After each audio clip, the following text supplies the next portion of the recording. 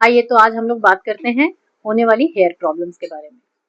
क्यों होती है हेयर प्रॉब्लम्स, क्या रीजन है हेयर फॉल के और किस किस एज में ये प्रॉब्लम क्यों होती है, आज हम इस पे डिटेल से बात करेंगे। जैसा कि अभी बहुत सारे लोग इस चीज़ को लेके कंसर्न हैं कि उनके हेयर में बहुत प्रॉब्लम हो रही है, बालों का झड़ना बहुत ज़्यादा हो रहा है और ज़्यादातर ये बारिश के महीने में या ठंड के महीने में काफ़ी ज़्यादा रफ हेयर की प्रॉब्लम आ रही है। तो इसके पीछे बहुत डिटेल से हम बात करेंगे कि किस किस एज में क्या प्रॉब्लम होती है। देखिए, बालों पर आप पहले कुछ मिथ होते हैं, जैसे कि लोगों को ये लगता है कि अगर हम ऑयलिंग करेंगे बालों को तो हमारे बालों की ग्रोथ अच्छी होगी। पहली बात की जो ऑयलिंग होती है वो बालों की ग्रोथ के लिए नहीं होती है। ऑयलिंग उनके लिए सबसे ज्यादा जरूरी होती है कि जिनके बहुत रफ हेयर है या बहुत हेयर की कंडीशनिंग अच्छी नहीं है, स्मूथ सिल्की शाइनिंग नहीं दे रहे हैं, रफ हेयर की वजह से उनके बाल टूटते ज्यादा है या उलझते ज्यादा है, तो बेसिकली उनके लिए बालों में तेल लगाना ज्यादा फायदेमंद होता है। और जनरली जिनके ऑयली ग्लैंड्स हैं, ऑयली स्किन है, और तो उनके बालों से ऑलरेडी जो ग्लैंड्स हैं स्कैल्प में हमारे, वो इतना ऑयल सिक्रीट करते हैं कि बालों का टेक्सचर जो है वो मुलायम और चमकदार बना रहता है। तो ये गलतफहमी ना पालें कि तेल लगाने से, बालों को मसाज करने से आपके हेयर ग्रोथ पे कोई फर्क पड़ता है, क्योंकि हमारे जितने डीप रूट पे हेयर होते हैं उतने लेवल तक तेल नहीं पहुंच पाता है। हमारे अंदर से ऑलरेडी हमारा जो स्कैल्प होता है वो उनको नरिश करता है। और यही रीजन है कि बहुत लोग इस मिथ में रहते हैं कि बालों में आप कोई तेल लगा रहे हैं या आपने सोचा कि कोई शैम्पू यूज करना शुरू किया तो उसकी वजह से बाल या तो बहुत अच्छे हो जाएंगे या झड़ना बंद हो जाएंगे। ये नहीं है। पहले हम रूट से जानते हैं कि प्रॉब्लम होती क्यों है। अब सबसे पहले बात करेंगे कि बच्चों में जनरली देखिए 12 साल से कम के जो बच्चे होते हैं उनमें न्यूट्रिशंस की डिफिशियंसी की वजह से प्रॉब्लम्स होती है। हेयर फॉल भी उनके में होता नहीं है जनरली, वो तभी होता है जब वो खाने पीने में बहुत लापरवाह होते हैं, ठीक से हर चीज खाते नहीं है। ज्यादातर छोटे बच्चों में ये प्रॉब्लम पाई जाती है कि वो डाइट को बहुत अच्छे से नहीं लेते हैं। वो बहुत सारी चीजें ऐसी खाते हैं जिनमें उनकी कई तरह के न्यूट्रिशंस की डिफिशियंसी हो जाती है। तो 12 साल से कम उम्र के बच्चों में ज्यादातर देखिए ऐसी कोई दिक्कत होती नहीं, बहुत कम बच्चों में होती है। और अब शुरू करते हैं, जब 12 साल से जैसे जैसे उम्र ऊपर होती है वो टीन एज में बच्चे आते हैं।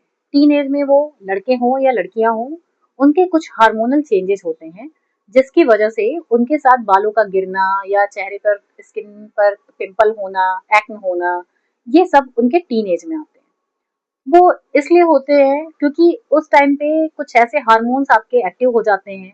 जैसे वो टीनेज पे जाते हैं, वो हार्मोन्स एक तरह से आप कह सकते हैं टेस्टोस्टेरोन हार्मोन होता है। कुछ फीमेल हार्मोन्स जो होते हैं वो मेल में भी बनते हैं और कुछ मेल हार्मोन्स फीमेल में भी निकलते हैं। तो ये दोनों जब हार्मोन का लेवल अगर इम्बैलेंस होता है, किसी किसी में ओवर सिक्रेशन होता है या किसी किसी में बैलेंस वे में वो सिक्रीट नहीं हो रहा है, जितना जरूरत है उससे ज्यादा या उससे कम सिक्रीट हो रहा है, तो भी बालों का टूटना उनके में होता है। इसीलिए जनरली ये समस्या तभी शुरू होती है जब लड़के या लड़कियां टीन एज में आते हैं। टीन का मतलब जब उम्र उनकी 12 से ऊपर जाती है और उनके शरीर में तरह तरह के बदलाव आते हैं, जैसे लड़कों में दाढ़ी मूछों का निकलना, बहुत तरह के इंटरनल पार्ट्स में भी चेंज आना, और लड़कियों में भी मेंस्ट्रुएशनल साइकिल स्टार्ट होना और उनके वॉइस में चेंज आना। ये स्टार्ट होता है एक तरीके से जहाँ पे वो टीनेज उनका होता है। तो इस कंडीशंस में उनके साथ भी ये प्रॉब्लम इसलिए होती है क्योंकि उनको आप देखेंगे तो जनरली जब टीन एज में बच्चे होते हैं तो बहुत ज्यादा स्ट्रेस को लेते हैं। स्ट्रेस की वजह से उनको गुस्सा भी उस समय, झुंझलाहट या चिड़चिड़ापन ज्यादा होता है। वो पेरेंट्स की बात को सुनना नहीं चाहते, मानना नहीं चाहते। इस कंडीशन में आपके बॉडी में कुछ ऐसे कॉर्टिकोसोल्स केमिकल्स होते हैं, स्टेरॉइड्स होते हैं जो बाहर निकलते हैं और वो स्ट्रेस की कंडीशन में आपके हार्मोन लेवल को इम्बैलेंस करते हैं। और सेकेंडरी उनकी डाइट भी, ज्यादातर वो जंक फूड या अपनी लाइफस्टाइल को लेकर के काफी ज्यादा लापरवाह हो जाते हैं। अभी आप देखेंगे तो आज के डेट में वो ज्यादातर मोबाइल से कनेक्ट रहेंगे, लैपटॉप और टैबलेट में ज्यादा अपना टाइम स्पेंड करते हैं और खाने पीने में वो बहुत ज्यादा लापरवाह होते हैं। एक्चुअली में वो न्यूट्रिशंस को फोकस नहीं करते कि उनके बालों के लिए या उनके स्किन के लिए किस तरह के न्यूट्रिशंस उनको लेना चाहिए। तो ऐसे कंडीशन में उनके साथ बहुत सारी प्रॉब्लम्स आती है जो ये समझ ही नहीं पाते कि उनको दिक्कत क्यों हो रही है। इसके बाद ये प्रॉब्लम फिर एज टू एज बढ़ती जाती है। कभी कभी ड्राई स्किन जिसकी बहुत ज्यादा है उनका आप देखेंगे तो हेयर रफ भी होता है बहुत ज्यादा, और टूटना, ब्रेकेज बहुत ज्यादा होता है, बालों का टूटना जैसे कहते हैं, आप कंघी करेंगे तो उलझेगा। कुछ लोगों में जैसे जब आप 25 की उम्र के बाद थायराइड डिसऑर्डर हो गया या डायबिटिक हो गया पेशेंट हो गए, तो उनमें भी इस तरह की दिक्कतें आती हैं। तो इसका लेना देना बहुत सारी चीजें हैं, इंटरनल फैक्टर हैं जिन पे हम आज बात करेंगे, और इसके साथ ही हम बात करेंगे कि फिर बालों की हमें केयर कैसे करनी है। अब बाल झड़ने के कई कारण हैं, जैसे कि सबसे पहला आप कह सकते हैं कि आप न्यूट्रिशन डेफिशिएंट हैं। हो सकता है मे बी लेडीज में एनीमिया का शिकायत हो सकता है, हीमोग्लोबिन कम हो सकता है, या विटामिन डी की डेफिशिएंसी हो सकती है। इस कंडीशन की वजह से भी बालें जो होते हैं वो हेयर फॉल की प्रॉब्लम होती है, उनको टूटता है और बाल के जो रूट्स हैं वो काफी कमजोर हो जाते हैं, और आपके बॉडी के ब्लड सर्कुलेशन जो होते हैं वो अच्छे से नहीं हो पाता, जिसकी वजह से ये परेशानी तब भी आती है। और अगला कारण जो होता है वो ये होता है कि हो सकता है कि बालों में डैंड्रफ हो। डैंड्रफ पता नहीं चलता है, ज्यादातर सर्दियों में डैंड्रफ काफी होता है। डैंड्रफ एक तरह का फंगल इन्फेक्शन होता है जिसे लोग बहुत हल्के में लेते हैं, नहीं समझ पाते। अब जब आप देखेंगे कि आपने बाल को धोया, उसके बाद आपने कंघी की, तो व्हाइट व्हाइट टाइप के डैंड्रफ जो रूसी होती है वो बालों में दिखने लगते हैं। और ये कम है तो उतना सीवियर नहीं है, लेकिन जैसे जैसे आप इसको बढ़ने देते हैं, इसका केयर नहीं करते, नहीं जानते कि आपको रूसी कैसे कम करना है बालों में, तो ये सीवियर होता जाता है। ये एक तरह का फंगल इन्फेक्शन होता है। अब ये होता क्यों है, इसके पीछे भी कारण है। बहुत लोग जैसे ऑयलिंग करते हैं, वो रात में क्या होता है, उनका रेगुलर ये प्रोसेस होता है कि वो रात में तेल जरूर लगा लेते हैं। तेल लगाते हैं, जड़ों में तेल लगा लेते हैं, तो कभी कभी क्या होता है कि हमारे सिर में ऑयल ग्लैंड्स होती हैं जिनका काम ही है ऑलरेडी ऑयल सिक्रीट करना, और वो आपके बालों को कंडीशनिंग करती हैं। कंडीशनिंग करने की वजह से आपके बाल सिल्की और मुलायम रहते हैं। बट जब हम बहुत ज्यादा बार बार हम कोई मान लीजिए कि सैचुरेटेड या बहुत हाई कंसिस्टेंसी का ऑयल है, गाढ़ा तेल है, अगर उसको अप्लाई कर रहे हैं तो उससे हमारे जो रूट्स हैं उनमें जो ग्लैंड्स है वो ब्लॉक हो जाती हैं, जिसकी वजह से आपके जो ऊपर की लेयर है वो डेड सेल्स होता है वो भी निकल नहीं पाती है, वो चिपक जाती है स्कैल्प में, और वो भी एक कारण होती है कि आपके जो ग्लैंड्स है वो ब्लॉक हो जाते हैं। अब वो जो नरिशमेंट हमारे हेयर को मिलना चाहिए, और साथ ही वो जो आपको इन्फेक्शन से भी प्रोटेक्ट करता है, वो नहीं हो पाता है। और दूसरी चीज की बालों का प्रॉपर क्लीनिंग नहीं कर पाते हैं।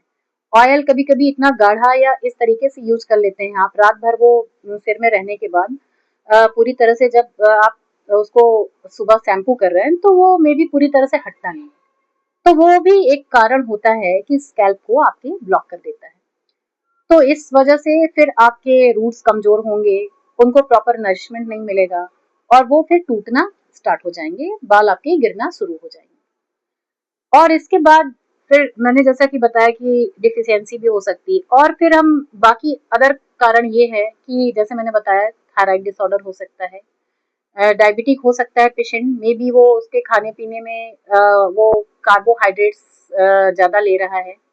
अब कार्बोहाइड्रेट्स आपको जरूरी नहीं कि सिर्फ मीठे चीजों में, चावल या आलू में मिले, बहुत सारे ऐसे फूड प्रोडक्ट्स हैं जिनमें मिलते हैं, जंक फूड में भी वो कार्बोहाइड्रेट्स आपको मिलता है।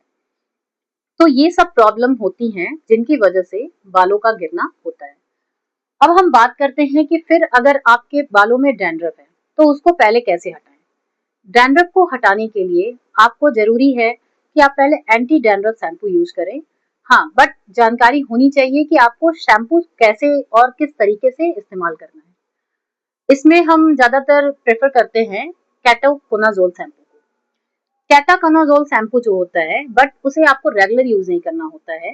कभी भी एक शैम्पू पे ना जाइए, एंटी डैंड्रफ शैम्पू यूज करिए, कैटाकोनाजोल शैम्पू यूज करिए, बट उसको हफ्ते में एक बार। उसके बाद आप दूसरा शैम्पू रखिए, रूटीनली जो होता है एक एक दिन गैप करके, जैसे आपके बाल, लेडीज के बाल लंबे होते हैं, उनको बार बार आप रोज अगर हेयर वॉश कर रहे हैं, ठंड में लोगों को दिक्कत होती है बालों को धोने में, तो उनके लिए ये है कि आप हफ्ते में एक दिन कैटाकोनाजोल शैम्पू यूज करें अगर बालों में डैंड्रफ है। लगाने का तरीका भी ये है कि पहले बालों को गीला करें, अपने स्कैल्प को गीला करें, और उसको लगा करके शैम्पू को 5 मिनट के लिए बालों में और अपने स्कैल्प में छोड़ दें। उसके बाद उसको धीरे धीरे मसाज करें ताकि आपके जो इन्फेक्शन है और जो प्रॉपर क्लीनिंग है वो अच्छे से हो जाए। उसके बाद आप बालों पर कंडीशनर जरूर अप्लाई करें क्योंकि कैटाकोनाजोल शैम्पू यूज करने के बाद काफी रफ हो जाता है, बाल काफी रफ हो जाता है। तो कंडीशनर भी आप यूज करें। कंडीशनिंग में आप जो भी कंडीशनर लेना चाहें ले सकते हैं। बस ध्यान ये रखना है कि कंडीशनर को कभी भी स्कैल्प पे आपके रूट पे अप्लाई नहीं करना है। उसे बालों को सिर्फ आपको बालों को कवर करना है। ये ध्यान रखना है कि क्योंकि वो भी जाकर के ब्लॉक कर सकते हैं, इसलिए आपको रूट पे कहीं भी अप्लाई नहीं करना है। हेयर पूरा पूरा यहाँ से लेके पूरा जितने अपने आपके हेयर की लेंथ है उतना पूरा कवर करें। उसको 5 मिनट के लिए छोड़ दें, इसके बाद वॉश करें। अब नेक्स्ट इसके बाद आता है कि आपको कम से कम बालों को हर एक दिन गैप के बाद औरतों को जरूर धोना चाहिए क्योंकि आप उसमें अपने से भी जो धूल, मिट्टी, पसीना जो भी आपके रूट में है वो भी बालों को इन्फेक्शन करता है। इसलिए एक माइल्ड क्लींजर लेकर के एक आप देखें कि आपके एरिया का पानी ज्यादा हार्ड वाटर है या सॉफ्ट वाटर है, उसके हिसाब से आप फोमिंग ले सकते हैं। अगर हार्ड वाटर है तो थोड़ा फोमिंग जिसमें ज्यादा हो उस टाइप का शैम्पू लें। और अगर पानी नॉर्मल है, वहाँ का पानी सॉफ्ट है अगर, तो आप उसमें माइल्ड शैम्पू भी लेंगे तो भी वो एक अच्छा झाग देगा। इसके बाद ऑयलिंग कैसे करना है? ऑयलिंग करना उनको ज्यादा जरूरी रहता है जिनके हेयर बहुत रफ होते हैं या उलझे हुए बाल कह सकते हैं। कंघी आप कर रहे हैं बट बाल जो है बार बार टूट रहे हैं, तो उनके लिए ऑयल लगाने का प्रोसेस ये होता है कि आप उसमें आप कोई भी तेल ले सकते हैं, जैसे कि आर्गन ऑयल ले सकते हैं, जोजोबा ऑयल भी ले सकते हैं, और भी ऐसे जो थोड़ा कह सकते हैं पतले टाइप का तेल होता है और वो जमता नहीं है। जो जैसे कि नारियल तेल नहीं लेना है क्योंकि वो रूट में जाके वो भी जम जाएगा तो आपके स्कैल्प को जो ग्लैंड्स हैं उनको ब्लॉक कर देगा। तो ये चीज आपको करनी है कि आप एक माइल्ड क्लिंजर लेकर के हेयर को वॉश करेंगे। और उसके बाद अगर ऑयलिंग करनी है तो आप हमेशा बालों को धोने से हफ्ते में 2 या 3 बार, जैसे आपको मान लीजिए आप संडे लेते हैं, आपको उस दिन हेयर वॉश करना है तो आप उससे 1 से 2 घंटा पहले आप हेयर पे अप्लाई करें। रूट में फिर भी नहीं अप्लाई करना है। अगर रूट बहुत ड्राई है तो आप लगा सकते हैं और पूरे बालों में आप अच्छे से ऑयल को लगाएं और 1.5 से 2 घंटे बाद हेयर वॉश कर लें। तो इससे ये होता है कि आपके बालों की जो नमी है वो बरकरार रहती है, जिसकी वजह से आपके बाल बहुत ड्राई और रफ नहीं होते हैं। उनकी स्ट्रेंथ बहुत अच्छी होती है और आराम से आप कंघी करेंगे तो टूटेंगे नहीं। तो ये तो हो गया जब आपके बालों में डैंड्रफ की प्रॉब्लम है। नेक्स्ट हम आते हैं, आपको अगर आप पहले अपना प्रॉपर चेकअप कराएं। लेडीज को हर 6 महीने पे एक बार अपना रूटीन टेस्ट जरूर कराना चाहिए। उनको चेक करना चाहिए कि विटामिन डी की डिफिशियंसी तो नहीं है, विटामिन बी की डिफिशियंसी तो नहीं है, या उनके अंदर आयरन की कमी तो नहीं है। बाकी आप ये भी देख लें कि कोई डिसऑर्डर तो नहीं है, हार्मोनल इम्बैलेंस नहीं है। तो इस तरह के आपके प्रोफाइलिंग एक होता है, आप प्रॉपर पूरा प्रोफाइल टेस्ट करा सकते हैं। अगर उसमें मे बी आपका हीमोग्लोबिन कम हो तो आयरन डिफिशियंसी की वजह से भी हेयर फॉल की प्रॉब्लम होती है, तो उसमें कभी कभी आपको सप्लीमेंट्स लेने जरूरी हो जाते हैं। Vitamin C, vitamin B complex आप ले सकते हैं और साथ में जिंक बालों के लिए बहुत जरूरी होता है, जिंक भी आप ले सकते हैं। तो ये सप्लीमेंट्स लेना पड़ता है। और अगर बोन डेंसिटी भी आपकी अच्छी नहीं है और विटामिन डी डिफिशियंसी है तो भी हेयर फॉल की प्रॉब्लम हो सकती है। दैट्स वाई कि आपको जरूरी है कि आप प्रॉपर डाइट को ज़्यादा ध्यान दें। और ज़्यादातर लोग वेजिटेरियन होते हैं, नॉन वेजिटेरियंस को तो मैक्सिमम सारी चीज़ें मिल जाती हैं, बट वेजिटेरियन लोगों को कुछ ऐसे सप्लीमेंट्स होते हैं जो नहीं मिल पाते हैं। तो उसके लिए जब एज के साथ साथ जरूरी हो जाता है कभी कभी हम कुछ सप्लीमेंट्स को फॉलो करें, जैसे zinc based vitamin A, vitamin E और आपके विटामिन सी, इस तरह के आपको फॉलिक एसिड, आयरन, इस तरह के सप्लीमेंट्स लेने की जरूरत पड़ती है। विटामिन D3 भी ले सकते हैं, वो भी बहुत जरूरत होता है। खास तौर से औरतों को जब 30 के ऊपर जाती हैं, 35 या 40, तो इन सब जो विटामिन्स है इनकी कमी हो जाती है, जिसकी वजह से उनको बालों का झड़ना या और भी प्रॉब्लम्स, कमर में दर्द रहना, हड्डियों में काफी जकड़न रहना या मसल्स पेन होना, ये सब चीजें होंगी। तो जब आप प्रॉपर डाइट रखेंगे, अपने प्रॉपर रूटीन चेकअप कराएंगे तो आपको पता चलेगा कि ये प्रॉब्लम हो क्यों रही है। और बाकी रही बात, तो अगर ये आपकी डेफिशिएंसी कंप्लीट हो जाएगी तो धीरे धीरे आपके बालों का झड़ना भी बंद हो जाएगा। और अगर कभी भी आप यूज करते हैं तो माइल्ड शैम्पू यूज करिए। और शैम्पू अगर आपके बालों में प्रॉब्लम है तो अच्छा रहेगा कि आप सैलिसिलिक एसिड बेस्ड शैम्पू ले सकते हैं। बाल बहुत रफ या सूखे हैं तो hyaluronic एसिड बेस्ड शैम्पू ले सकते हैं। कैरोटीन बेस्ड शैम्पू भी ले सकते हैं। और सबसे अच्छा होता है, बायोटीन की कमी से भी कभी कभी हेयर फॉल होते हैं तो आप बायोटीन सप्लीमेंट्स या बायोटीन रिच कंपोनेंट्स जो भी फूड प्रोडक्ट हैं उन्हें आप ले सकते हैं। तो बालों की केयर इस तरह से आपको करनी होती है। और कभी भी ध्यान रखें कि अगर आप कहीं बाहर जा रहे हैं और आपके बाल जब भी आपको महसूस हो कि चिपचिपाहट हो रही है, स्कैल्प में गंदे हो रहे हैं, तो उनको प्रॉपर वॉश आपको करना है। और कभी भी जो आप शैम्पू लेते हैं या कंडीशनर लेते हैं उनके जो इंग्रेडिएंट्स लिखे हुए हैं उनको आप जरूर पढ़ें, क्योंकि पढ़ने से ये पता चलता है अगर अल्कोहल बेस है, बहुत ज्यादा पैराबेन या सल्फर है उसमें, तो वो हार्श होते हैं जो कि आपके हेयर को रफ कर सकते हैं। तो इन सब चीजों का अगर आप ख्याल रखेंगे तो बालों का टूटना आपका बहुत हद तक कम हो जाएगा।